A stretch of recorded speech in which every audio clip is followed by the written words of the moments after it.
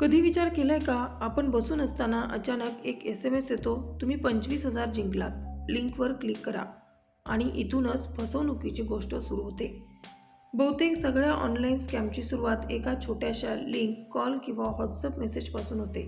स्कॅमर पहिलं काम करतो तुम्हाला विश्वासात घेणं. तो बँक ऑफिसर बनतो, पार्सल डिपार्टमेंट बनतो, इन्कम टॅक्स अधिकारी बनतो किंवा आकर्षक जॉब ट्रेडिंग ऑफर देतो. आपण घाबरतो किंवा टेम्प्ट होतो आणि त्या क्षणी ते लोक आपल्याला पकडतात. लिंक क्लिक केल्यावर तुमचा फोन थेट स्कॅमरच्या सर्व्हरशी जोडला जातो. तुमचा डिव्हाइस डाटा, लोकेशन, काही बेसिक माहिती काही सेकंदात तिकडे पोहोचते. कधीकधी ते तुम्हाला स्क्रीन शेअरिंग ॲप इन्स्टॉल करायला लावतात आणि तेव्हाच OTP सुद्धा त्यांना दिसू लागतो.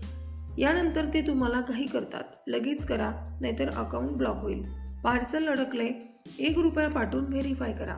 घाई प्लस घाबरलेलं मन = स्कॅमरचा फायदा. आपण पैसे भरतो, कार्ड डिटेल्स देतो किंवा OTP सांगतो आणि ट्रान्झॅक्शन होताच स्कॅमर गायब आणि पैसेही गायब.